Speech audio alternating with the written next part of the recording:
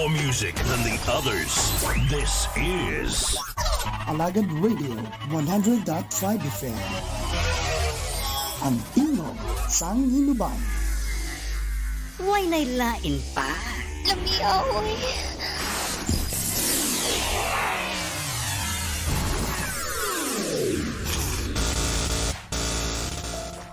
Panginoon, sa gitna ng pagkalito at takot na bumabagabag sa amin, balutin ninyo kami ng yakap ng inyong pagmamahal at proteksyon. Palakasin po ninyo ang aming mga katawan. Patuloy na patnubayan ang aming pamilya at mga mahal sa buhay. Tulungan at gabayan po ninyo ang aming mga lider sa kanilang mga desisyon. Pagkalooban ninyo ng lakas ang mga frontliners sa kanilang pagsugpo at pagharap sa karamdamang ito. Aming Ama na pinagmumula ng aming kalakasan, kayo po ang magkaloob ng kagalingan sa lahat ng patuloy na lumalaban sa sakit na ito. Kayo po ang aming sandigan at takbuhan. Sa inyo po ang aming buong pagtitiwala. Dahil alam naming sa gitna ng krisis na ito, hindi ninyo kami pababayaan.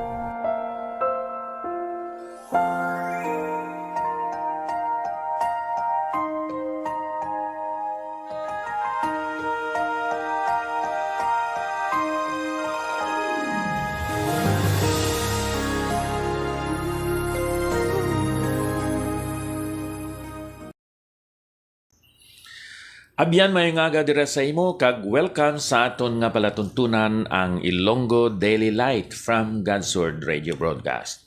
Nagalin pa diri sa Bay City Fellowship Baptist Church, Bay City, Negros Oriental. Ako si Pastor Epafras Agar nga karon pastor man sang Dumaguete City, Cornerstone Baptist Church. May aga sa mga taga-Hinubaan dira sa Kaliling Kawayan, dira sa Gilungan Kawayan, San Jose Sipalay City.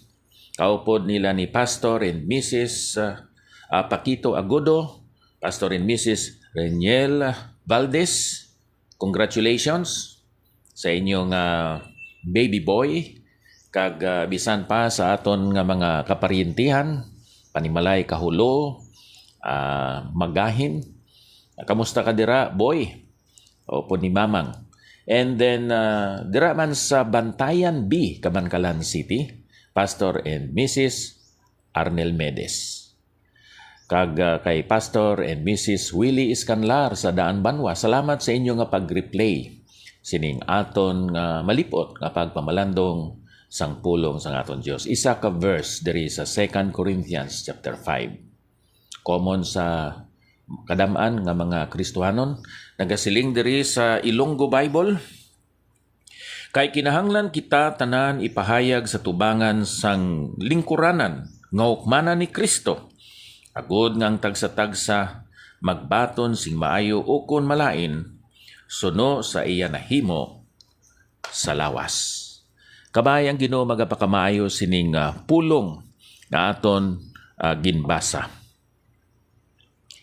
Madamo sa mga alagad sang Dios kag bisan pa sa mga miyembro sa aton mga kaiglesianan na luya, na discourage kag hindi na magpadayon sa pagsimba o kon sa pagalagad sa Dios.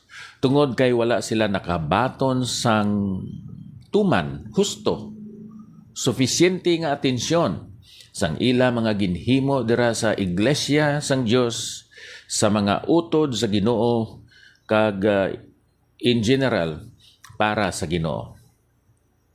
Pero may bulong ang Ginoo. Nga kamatuoran agod nga kita magapadayon, kita mangin malaumon sa aton nga pag-alaga dira sa Ginoo. Tungod kay ang paghukom sang tao, hindi husto, hindi kumplito. Padayonon naton sa pag-usisa ang aton mga katuyuan kag motibo sa pag-alagad sa Dios, kag magahimo kita sa aton pinakamaayo para sa iya himaya. Sa sini nga bahin sang balaan kasulatan si Apostol Pablo nagpahayag sang iya kasiguruhan dira sa kay Kristo Jesus.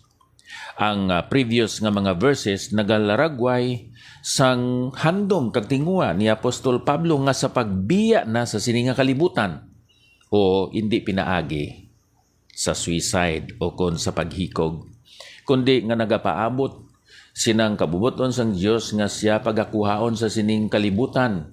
Kayang kalibutan napunan sang luha, problema, kahadlok.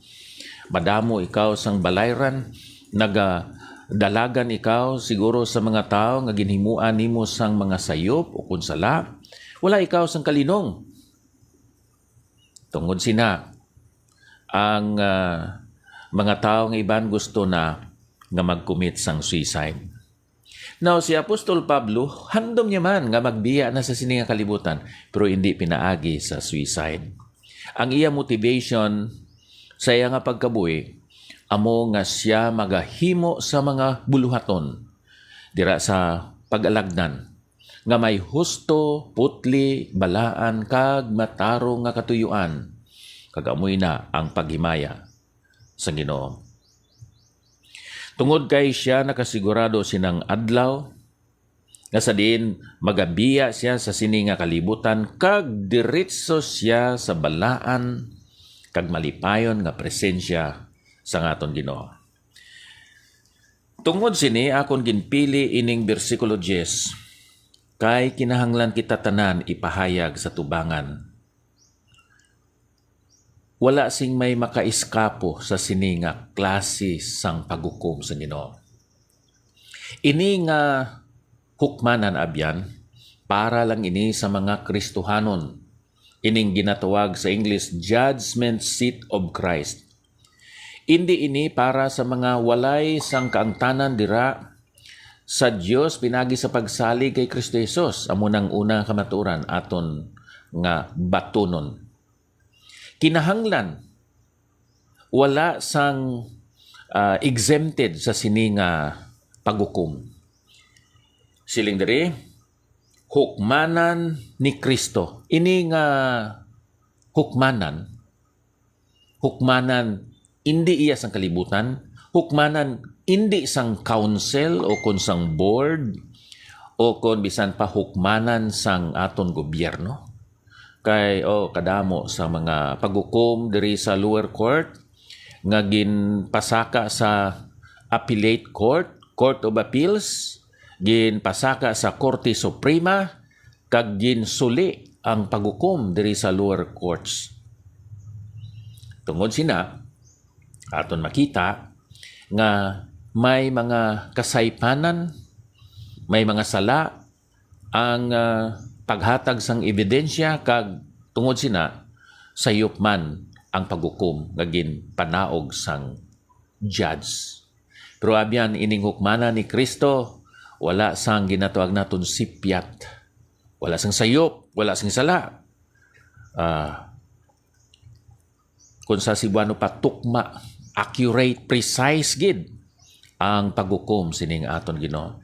Now ini nga paghukom hindi nga kung ang isa ka Kristohanon ihaboy pa bala sa linaw sang kalayo o kung hindi. Ini nga hukmanan ini kung ang isa ka Kristohanon sa iya nga pagpangabuhi diri sa kalibutan, angay takos ba siya nga magabaton sang balos, reward or prize, ginatawag naton padya, tungod sa iya nga pag-alagad dira sa Ginoo. Ang tagsa-tagsa magbaton sing maayo o kun malain, suno sa iya nahimo sa lawas. Sigurado na abyan ang kaluwasan sa mga Kristohanon, tungod kay ang kaluwasan sa mga Kristohanon hindi wala ginsandig sa iya mga maayo nga binuhatan. Ang aton kaluwasan ginpasandig ini, ang sadsaran sini amo ang maayo nga buhat ni Ginoong Hesus dito sa cross. Ang maayo niya nga buhat amo ang paghatag sang iya kabuhi, pag-antos para sa imo kag sa akon nga mga makasasala. Ginlubong siya tungod kay siya napatay. Nabanhaw siya tungod kay ginbaton sang amay ang iya nga halad. The resurrection of the Lord Jesus Christ was the greatest evidence that His sacrifice was accepted by the Father. So kung ikaw nagsalig kay Kristo Jesus, sigurado ang imo kaluwasan, hindi mautod, hindi mauntat, hindi mawion sa ngaton Ginoo. Sigurado ikaw nga makadto sa langit. Pero kinahanglan, agig pagpahayag sa aton gugma kag pagpasalamat sa Ginoo. Mga lagad kita sa iya. Kay nagsaad siya nga magahatag siya sa aton sang balos, padya, sang reward. Kaya ang aton kaluwasan, hindi man isa ka reward, dulot man ina sa Ginoo, Roma 6:23, Efeso 2:8. Ang aton kaluwasan, sigurado kay ginhatag ini sa Ginoo. Pero inang padya, inang reward, aton ina maangkon, suno sa aton faithfulness, sa aton integrity, sa pagpangabuhi, kag pag-alagad dira sa Dios. Ano pa man ang imo ginapangita sa sini nga kalibutan nga ang manggad, bahandi, kwarta, pagkabutang nga maangkon naton sa sini nga kalibutan, lumalabay lang. Nagalupad, nagahalin, nagabiya sa aton.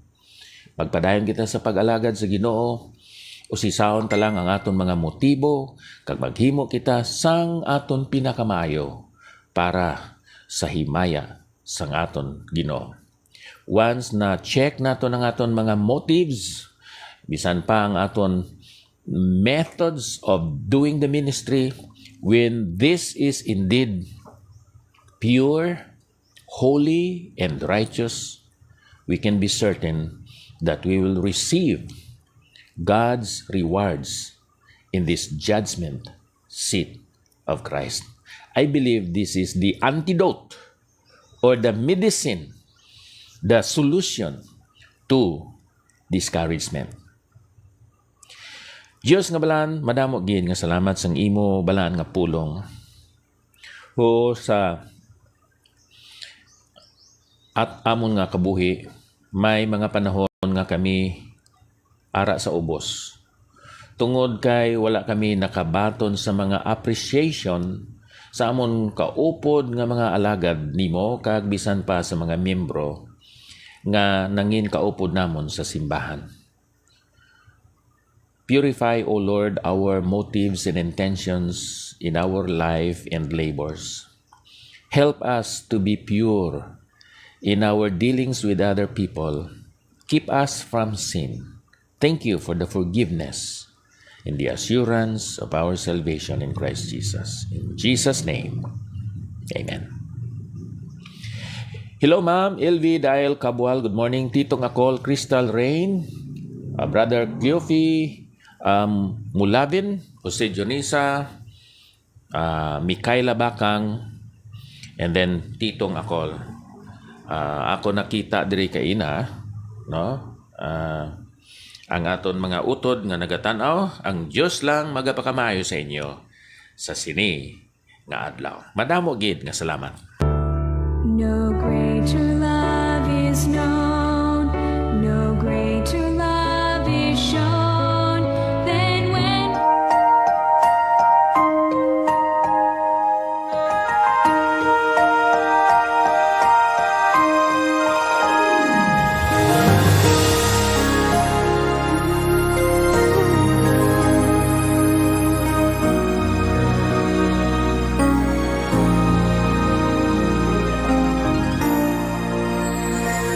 give thanks with a grateful heart.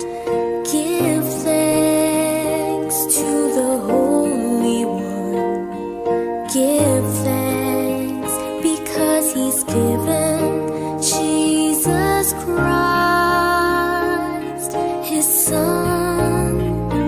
Give thanks with a grateful. Oh man, that tune was so dope. 100.5 FM. Get ready to feel the beats. It's about to get down.